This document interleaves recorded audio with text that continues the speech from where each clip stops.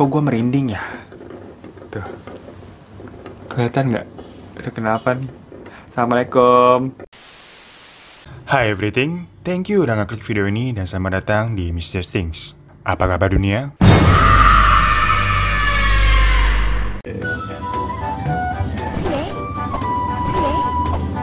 Sorry gengs, ini gue lagi gila banget nih main game puzzle X Job Stripes. Bentar ya, ini lagi nanggung nih. Nah, cakep.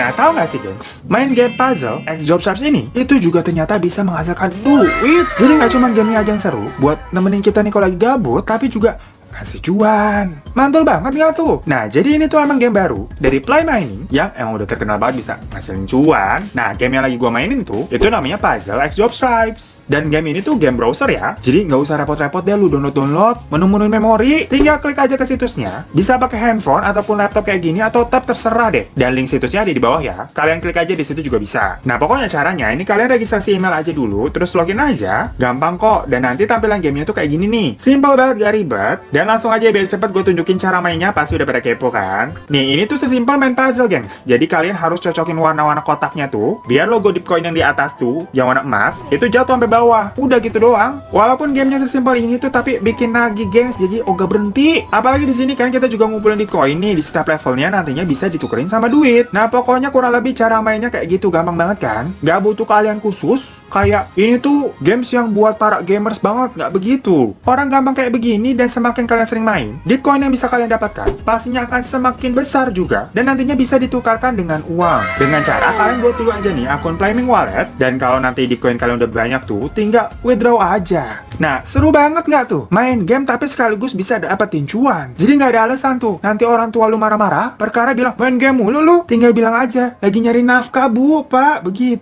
Makanya langsung cobain game Puzzle X Job Stripes yang linknya ada di bawah nih. Klik aja dari situ dan sekarang kita lanjut ke pembahasannya. Gengs, di sekitar tempat tinggal kalian, itu ada nggak sih rumah yang kelihatan besar banget, megah gitu kayak rumah orang kaya, tapi kok sepi ya? Kayak nggak ada penghuninya? Kan sayang-sayang gitu maksudnya. Udah cakep-cakep gitu rumahnya, masa nggak dihuni? Soalnya kan kalau rumah nih nggak ditempatin lama, itu jadinya otomatis gelap dan kesannya ya creepy-creepy gimana gitu. Habisnya kan kalau kata orang lama nih, rumah yang udah lama kosong, itu bisa jadi tempat kumpulnya setan. Jin-jin tuh pada bisa party di sono. Apalagi di bulan Oktober ini, kan besok mau Halloween tuh. Bah, gua rasa itu setan-setan udah punya acara gede-gedean buat pesta-pesta di sana. Nah, buat kalian-kalian yang besok nggak tahu nih mau ngapain, habisnya kan party-party juga nggak boleh nih lagi PSBB. Mending kalian ke tempat-tempat ini nih, buat bisa party sama hantu-hantu. Nggak apa-apa udah desek-desekan, lah orang itu pada hantu-hantu ketembus pandang, aman jadinya, gengs. Berarti kita bisa mabora-mabora alias mabok-mabok.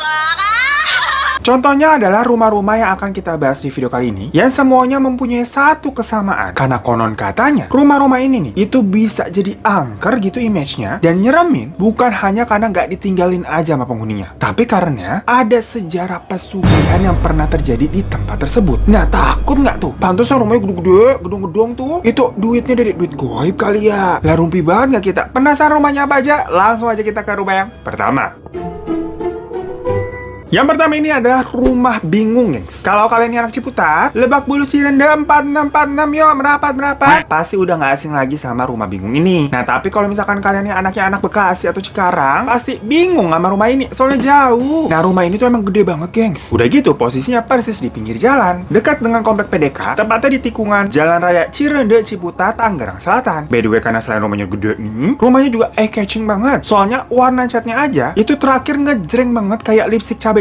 Soalnya warnanya oranye tuh kalau nggak salah. Nah, rumah ini disebut sama orang-orang dengan nama rumah bingung karena banyak banget keanehan yang sampai bikin orang-orang ini jadi bingung beneran. Misalnya nih, dalam kurun beberapa tahun ini, rumah itu sudah melakukan 7 kali renovasi. Jadi rumahnya ini masih kelihatan bagus. Tapi kok direnov lagi? Udah gitu renovasinya maksudnya bukan perbaikan dalam skala kecil doang, tetapi dalam skala yang besar. Maksudnya ini misalnya, cat rumahnya tuh masih baru, masih bagus, tapi tiba-tiba diganti warnanya. Dari putih tadi diganti jadi abu-abu, terus diganti lagi tahu-tahu jadi pink. Terakhir itu diganti jadi oranye. Dan nanti diganti lagi kayaknya. Pokoknya kayak grup band Korea yang kalau mau comeback tuh pasti ngecat rambut terus tuh. Nah, tapi sih kalau perkara ganti-ganti cat ya suka-suka aja ya, wajar-wajar aja mungkin. Biar ganti suasana baru gitu kelihatannya. Nah, yang lainnya adalah misalnya juga nih pagernya yang baru aja dipasang, masih cakep, masih kokoh, nggak ada masalah. Toto dirubuhin. Udah gitu sekarang malah nggak ada pagernya. Lah kan kita jadi bingung, kenapa sih? Selain itu pintu depannya itu juga dipindah-pindah posisinya, gengs. Yang dari awalnya di tengah, toto jadi di kanan, pindah lagi jadi di kiri. Yang kayak maunya apa? Kebayang nggak sih kalau lu tinggal di situ berarti harus adaptasi terus. Pintunya ganti-ganti, toto di sini, pusing. Dan gara-gara hal tersebut, orang-orang jadi bingung nih. Ini rumahnya sebenarnya mau dibawa kemana? Kok labil banget? Masalahnya, meskipun sudah direnovasi berkali-kali kayak tadi tuh, rumah yang memiliki 2 lantai ini dengan 13 kamar itu nggak pernah merenovasi sama sekali bentuk jendelanya. Kalian pasti bingung kan, kok itu jendela nggak sekalian aja diganti-ganti? Emang kenapa ya? Nah, kalau diperhatikan lagi, itu orang-orang bilang ada yang aneh. Soalnya bentuk jendelanya tuh itu tidak bisa dibuka tutup, alias jadi mati full kaca gitu aja. Nah, padahal kan ini rumah tinggal ya, harusnya butuh semacam ya ventilasi udara. Ini sih kalau kata orang-orang yang pada komentar, yang katanya ngerti gitu masa arsitektur atau ya buat sirkulasi udara lah. Lah kalau kita mah so tau aja udah. Jadi katanya aneh aja gitu kalau seluruh jendelanya tuh nggak bisa dibuat untuk keluar masuk udara. Jadi seakan-akan rumah ini tuh bener tertutup banget. Nah, karena beberapa hal ganjil tadi, tersiar banyak rumor mengenai rumah ini. Dan salah satu rumor yang paling santer terdengar adalah katanya dahulunya nih, sang pemilik pertama rumahnya itu melakukan ritual pesugihan kandang bubrah. Di mana pesugihan ini bertujuan untuk memperlancar rezeki untuk usaha orang yang melakukannya dengan syarat dia harus sering-sering merenovasi rumah, dan rumah yang direnovasi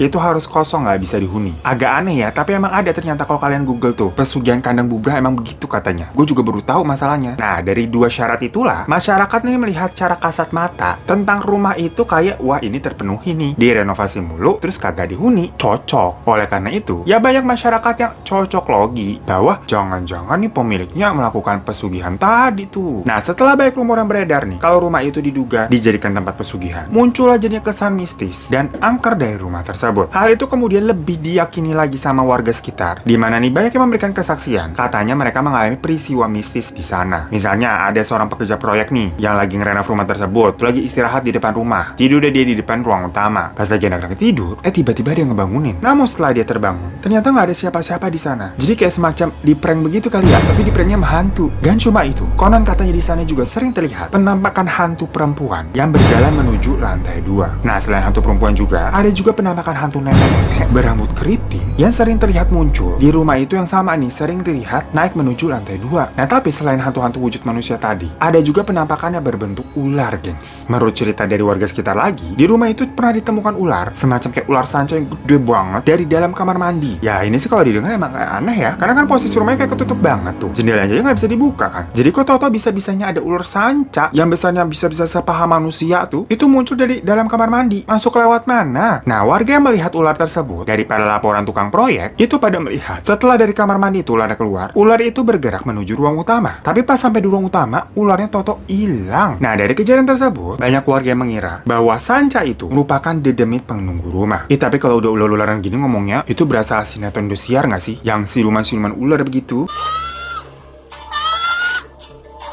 Nah, tapi tadi cerita-ceritanya itu kan jatuhnya versi mistisnya dari sudut pandang horor begitu. Nah, kalau dari kesaksian pemilik rumahnya sekarang sendiri nih, katanya sih rumah itu memang beberapa kali direnovasi karena emang bocor terus, gengs. Jadi mau nggak mau ditambal daripada rusak, dan bentuk bangunannya pun dirasa itu kayak belum sesuai sama keinginan si pemilik. Dan karena pemiliknya emang tajir ya makanya direnovasi mulu. Kan nggak ada salahnya juga emang. Lah duit-duitnya dia itu mau rumah dirobohin, disewain, di apa ayo juga bebas-bebas aja. Ya namanya juga tetangga-tetangga kan suka kepo begitu mulutnya. Orang sebelah tuh beli motor baru tuh, diomongin katanya ijanya itu baru menang togel tuh, atau ijanya tuh suaminya melihara tuyul tuh. Ada aja pokoknya gosipnya. Nggak seneng gitu pokoknya ngelihat tetangga lebih kaya. Pasti mereka lagi bergosip. Nah, sang pemilik ini juga memang sengaja membiarkan rumahnya kosong. Itu karena beliau yang mempunyai 6 rumah lagi yang lain. Dan yang emang ditempatin bukan rumah yang itu. Dan katanya rumah itu juga beberapa kali pernah disewain buat tempat usaha. Pernah dijadiin rumah makan Padang, terus rumah makan Betawi juga kalau nggak salah. Terus pernah buat juga toko furnitur, tempat sewa sepeda, macem-macem deh pokoknya. Tapi emang sayangnya usaha-usaha tadi tuh gak laku. Jadinya gulung tikar semua. Nah, sekarang sih kayaknya di bagian depannya tuh dipakai buat tempat jualan usaha sofa gitu deh, jual beli furnitur. Nah, jadi itu tadi versi versi, gosip angker dari masyarakat, sama penjelasan dari sang pemilik sendiri. Nah kalau gua mau punya rumah segede begitu ya, mending dibuat kos-kosan aja nggak sih? Kan itu tadi kamarnya ternyata ada 13 kamar tuh, berarti bisa 13 pintu tuh kos-kosan. Satu kamar aja misalkan per bulannya 1,5 juta dikali 13 tuh, berarti per bulan sekitar 19.500.000. Lah kipas begitu ya, enak tuh 19.500.000 per bulan. Lah gak usah bikin video-video begini lah gua, capek.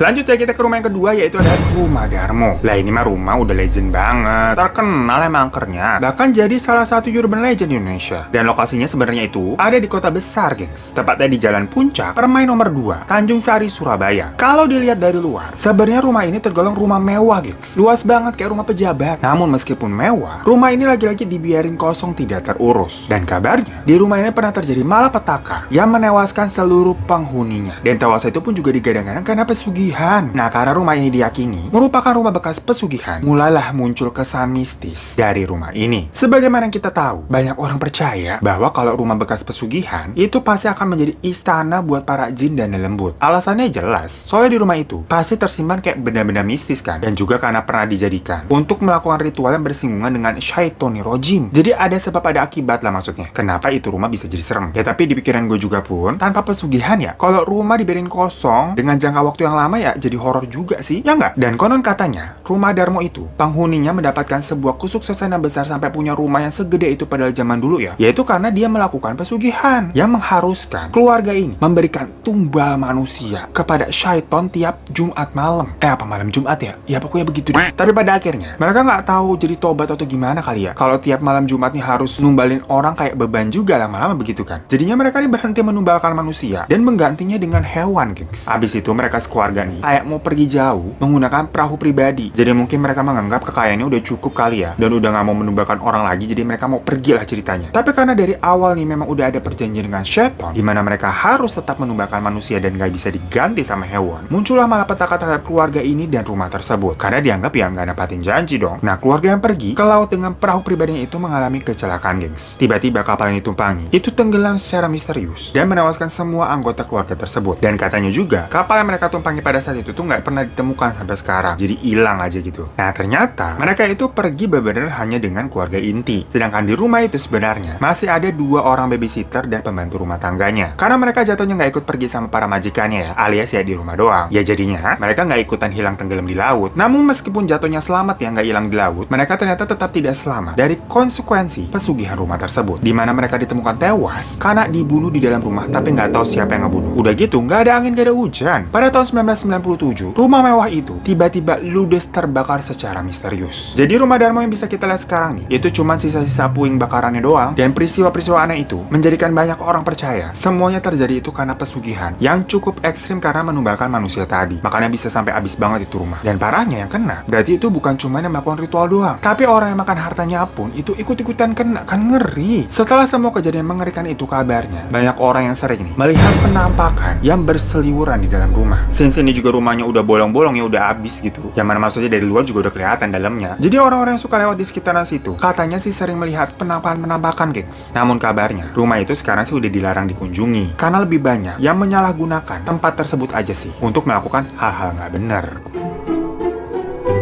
Next kita mampir ke rumah yang katanya bekas pesugihan yang lainnya nih, yaitu rumah keluarga Tak Kasat Mata. Nah, ini emang rumahnya famous ya, karena berawal dari sebuah cerita di Kaskus sampai diangkat ke film layar lebar tuh. Yang mana menurut gue tapi cerita di Kaskus tuh lebih ngeri dibacanya daripada nonton filmnya. Ya tapi anyway, rumahnya ini tuh terletak di Jalan Magelang, Yogyakarta. Nah, karena cerita yang emang udah heboh dan famous tadi tuh, dimana si penulis nih menceritakan pengalamannya sewaktu dulu dia bekerja di rumah itu karena dijadikan kantor ya rumahnya, dan mengalami banyak banget peristiwa mistis, yang mana digangguin satu kantor yang semua orang, gak cuma dia doang. Jadinya setelah cerita itu tersebar, banyak orang-orang yang katanya bisa ngeliat dan kayak bisa menerawang gitu mengungkapkan penglihatannya mereka mengenai kenapa ini rumah sampai bisa jadi angker dan mati syetonnya. Nah pokoknya memang si penulis kan itu menceritakan kalau sekantor tuh pernah melihat penampakan di rumah tersebut. Ada hantu nenek-nenek lah, ada pocinki lah, genderuwo lah, sampai ada hantu yang sekeluarga, gengs. Jadi lengkap gitu suasananya, kayak lagi lebaran pada ngumpul semua di situ.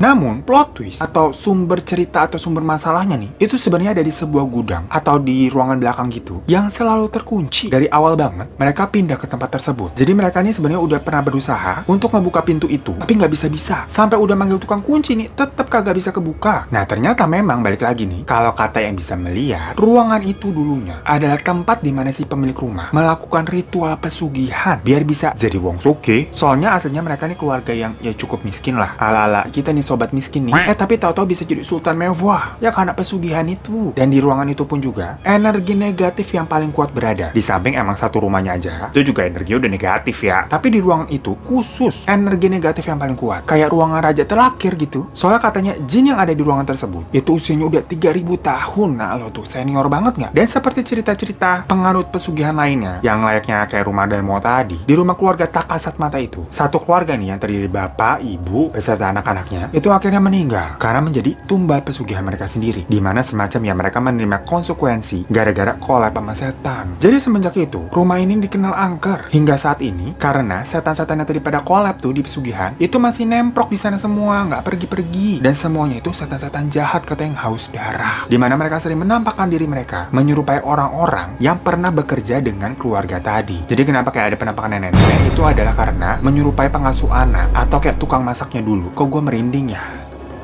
Tuh. Kelihatan nggak? Ada kenapa nih? Assalamualaikum.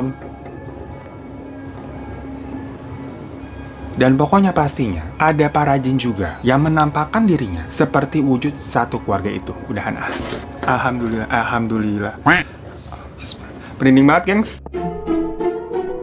Nah itu tadi rumah-rumah viral yang dikabarkan angker karena adanya sejarah praktik pesugihan yang pernah terjadi di rumah tersebut oleh pemiliknya. Ya percaya nggak percaya sih, yang namanya goib-goib begini kan, itu emang balik lagi keyakinan orang-orang aja mau percaya apa kagak. Soalnya lagi-lagi semua itu dasarnya kan dari rumor yang tidak pernah ada bukti konkretnya juga mengenai apa benar pesugihan tersebut tuh pernah dilakukan sama pemiliknya. Habisnya kalau ke cerita-cerita kayak gini kan, itu juga kesian buat si pemilik rumah yang sekarang nih yang punya. Kalau mau jual atau nyewain jadi susah karena orang-orang takut jadinya kayak takut punya setan ya kan begitu. Padahal yang kayak tadi gue bilang, rumah-rumah tadi tuh kan gede-gede semua. Kagak ada kayak tadi tuh cerita yang rumahnya cuma sepetak tipe 21 gitu, nggak ada. Rumahnya gedongan semua, rumah orang kaya. Bayangin aja kalau jadiin kos-kosan atau dikontrakin lagi tuh bisa dapet cuan. Nah buat kalian-kalian yang BPJS budgetnya pas-pasan tapi jiwanya tuh mau sosialita kayak Nian Abadani, boleh loh itu dicoba. Ngontrak aja di salah satu rumah tadi. Rumahnya gede loh, tapi pasti harga sewanya murah tuh, cocok sama budget kalian. Masalah ada hantu, biarin udah, merinding-merinding dikit kayak begini. Yang penting kalau diantar pulang sama gebetan atau sama temen gitu, image-nya nih mereka taunya, widih, rumah lu gede, orang kaya lu. Gimana? Oke nggak saran gua? Ya udah pokoknya thank you semuanya udah nonton channel ini. Boleh minta subscribe di bawah kalau belum.